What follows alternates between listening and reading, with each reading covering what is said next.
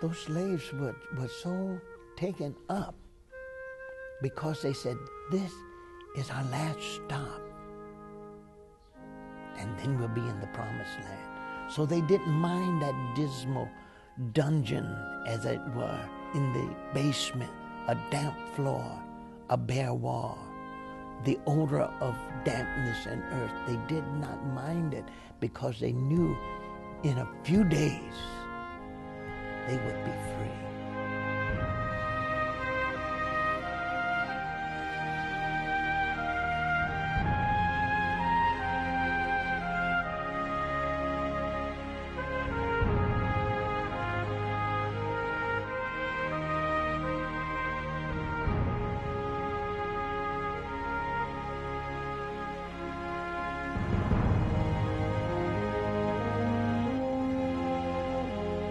This church played an important part in the freedom of the slaves. The building of it started in 1845. Many of the blacks, the free blacks, and the fugitive blacks joined forces together and helped the pastor put up this building. So you see that it was quite a era of time for the salvation of these blacks. And so in 1850, our president of the United States, who at that time was Miller Fillmore, he signs the bill that says any slave that had run away and was found had to be returned to their masters. So it makes it very dangerous for us here at the church to hide any slaves or to take care of any runaways that come this way. For if this place had been found with slaves that were running away, because of the 1850 law, this building would have been smashed down and there would have been no more remembrance of it because we were breaking the law. So you see how dangerous it was. We were preaching grace and truth, yet we were lawbreakers in the sense that we cared for fallen humanity in every aspect. Now, there was a judge that was very angry with bounty hunters. He hated them with a passion. Not so much that he was for the slave movement. And before bounty hunters could hunt, they had to stop at the city court and get papers sealed and signed by Judge Ambrose. And Judge Ambrose would delay them. If they came in the morning, he would say he had to go for a bathroom trip. And sometimes that took 3 hours. and I always smile when I say that because I'm wondering where the bathroom was. What was he doing in the bathroom? It took so long. But he had a plan. If they came at lunch hour, he would say to them, it's my lunch time, and I'll take care of you when I come from lunch. And sometimes he would never get from lunch until the next morning. His whole purpose was that he was looking for a trusted carrier. And when I say trusted, I always tell people, underline that word trusted, because many of the blacks worked with the bounty hunters. They got a little piece of change, so what? And the bounty hunters knew that these blacks knew the ways of the black. They knew where the blacks were being hid. They knew where people were taking care of them. So, of course, the bounty hunters knew that this was a thriving business of getting to where these runaways were. Because in those days, it was a tremendous business.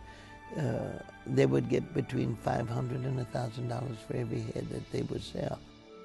And so when they get here, and the news comes from the courthouse that bounty hunters are just about ready to be released, the judge would say, send the slaves into the neighbors that are friendly to the slave movement. There happened to be a grocery store around the corner. We call it Broadway today, on Alden. And it was run by Father Baker's father. Father Baker out in South Buffalo at the Basilica. And Frederick Douglass would meet with the slaves and tell them that when you get into Buffalo, if you don't see any blacks on the street, stop at the grocery store. And I always like people to know that when he says stop at the grocery store, there's not 7-Elevens and not the Wilson Farms, there's not Red Goose, none of those stop and go places, because Buffalo's small in 1850. Jefferson is about the city limits. And they would stop in there, and Father Baker's father, who was an avid abolitionist, would direct them over to the church. And so the church was a haven, a place of rest, a place of salvation. And when I say salvation, I'm not using it so much in the religious sense as meaning a place of deliverance. Now, as we see the church today, the outside front, the vestibule, was not there. And so the steps that led into the sanctuary, below it was an opening into the basement. And this is where the slaves would come in, those that were seeking freedom. They would be housed there. When these slaves got here, they were in bad shape. Some of them were very ill. Their clothes were all torn. Their skin was cut by the thickets that they had gone through. And we fed them, we clothed them, we took care of their sick to get them back into a similitude of health so that we could get them across the Niagara River over into Canada, which they then call the Promised Land. And so when they get here, some of the slaves were too ill to yet move. And there's a little niche that we have saved in the church through all the reconstruction and modernization. I refuse to let them bother that spot. It's not as large as it was then, but there's enough of it for people to see what the slaves had to endure. And they would put them in this place, a dirt floor, a naked wall, damp and cold and dreary. But they couldn't make a noise. They couldn't whisper. They couldn't cough. They couldn't sneeze. Because the least little noise would alert the bounty hunters. Because bounty hunters did not care whether you were a free black or a fugitive. And they would take them back to the South and sell them as a slave. And say, for instance, the free blacks had their papers to prove that they were free. They just take those papers, tear them up, throw them away, trash them, So they had no more proof. Now, word got out that this church was friendly to these runaways. So the bounty hunters did not just go when they found those slaves here. They would sit here and wait to see whether there was any activity. And so they would just sit, waiting to hear a knock, waiting to see if one of those black faces would show up seeking help. There's no record that any slave ever was found. There's no record that any of them were ever snatched from this place and taken back to the South. One of my greatest feelings that I have and memories was when the teacher from the Urban League brought a group of adults here that were learning English. One lady came from Iraq and she looked into that hole. She had been a journalist, but she now was learning the English language and all. And she looked into that hole and her eyes bugged out on her. And she looked at me startled, and in her broken English she said, "They die? They die?" I said, "No, there's no record of anybody dying there." And she remembered her past in Iraq. And she called the leader by name and called him a wicked man. Said we had to live in places like that, not for 2-3 hours, but 2-3 years, and many of us died there. I've had people stand there as I told them about that hole, weeping. I've seen them just shake when they think about it. And some of them would say, oh my, I feel the kindred spirits are still moving around in this place.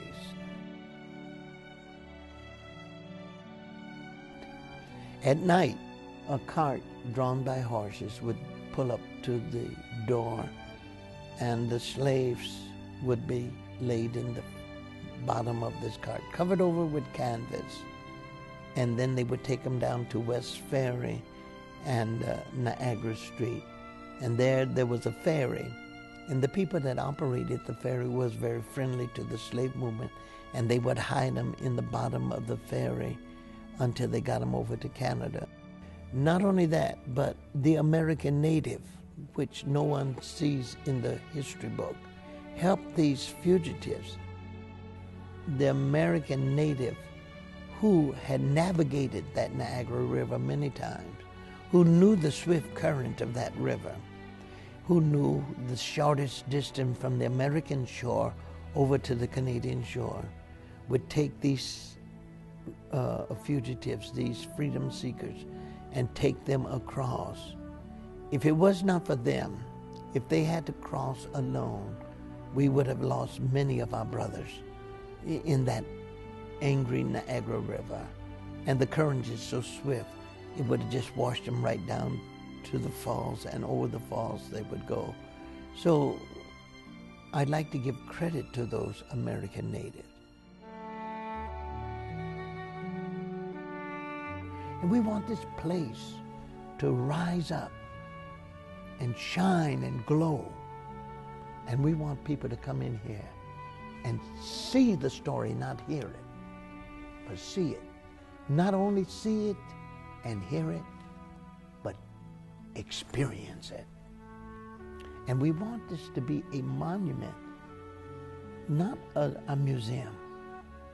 A monument that tells a story. You see, a museum tells of a past. And you can look at artifacts. We will have that in the basement. But we want, when people to come in, they'll see a story. They'll get a lesson.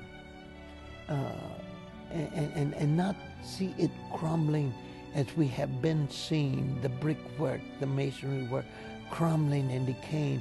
Because if it crumbles anymore, it will fall down. We know that this is a very important piece of history. All of the black history of Buffalo is just about loss. There's no building. You can go and see a mark and say, this is the site. But I take pride when people come here and they sit in this sanctuary and say, you are now sitting in the place where history was made. This is not the site. This is the original building. Our efforts, and we appeal to people of all color, of all ethnic background, to help us to get this place back to its former glory. You know, we don't want to make it a museum per se, because it was not built for the museum. We still want to maintain it as a place of divine worship, a place where people can come and they can feel the presence of the Almighty. And even when tourists come in, I've had people stop, tears in their eyes, and say, there's something different about this place. There's a peaceful atmosphere. There's an awesome spirit that I feel in this place, and I want to keep it as that. When they come into this place, we want them to see it not just as a museum, but a place where people can still find deliverance, find freedom. Because we find that our race, and especially the blacks, are going through some awful times, you know, and many of our youth are turning to drugs and crime, and we want a place that will be a monument to them and say, you don't have to. Remember what your foreparents went through, that you may be free, but you're bound. Your gold chain does not free you. Your diamond ring on your finger does not free you. Remember how you got that. Don't enslave other lives that you may get rich. This is what happened in the past. Don't let it be for the present and the future. And I want to see this place put into a sturdy, back to the beginning condition where people, generations after me, should time permit, will come and they will be able to say, that was a place where during slavery, blacks could come in and find relief. If those few men, along with the pastor and the women of the church, if those few people could bind their forces together and put this place and make it so until this place is still standing, they must have had some divine inspiration and guidance. Because remember, this place is not put together with steel. It's put together with brick and mortar and wood-hewn beams, which are still standing to this day, put in here in 1845 and still useful. I don't want to see this place fall down. I want to see it as a living memorial.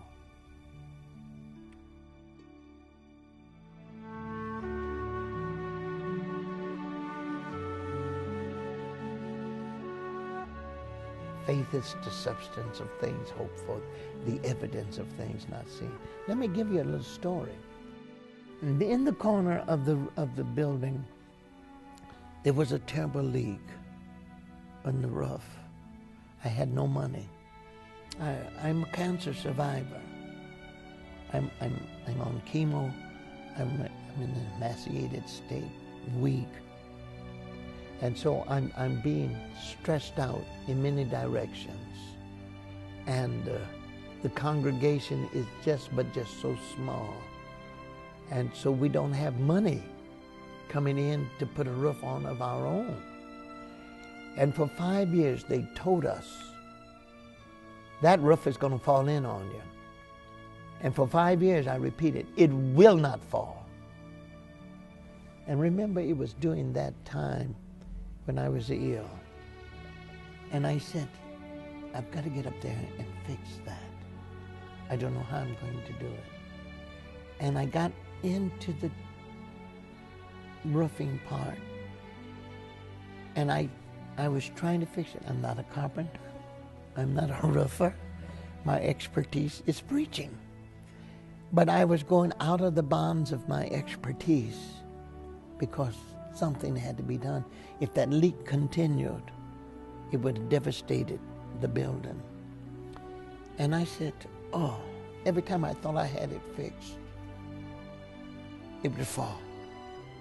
My skin was torn with rusty nail. Thank God I got no infections. I'm weak, I'm sick, I'm disgusted and discouraged now. And I lay on my back on the rafters with tears in my eyes.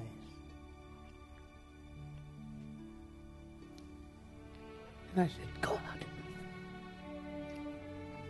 your son was a master carpenter. Show me how to fix this. And in my spirit, in my mind, I don't know how, things begin to be released. And I fixed that, and for 4 years, I kept the leak.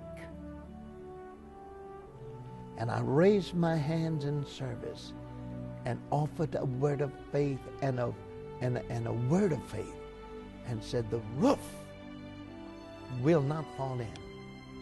And thank God I can say it never fell in. They had to take it down. And the 5th year was when God sent the help that we needed.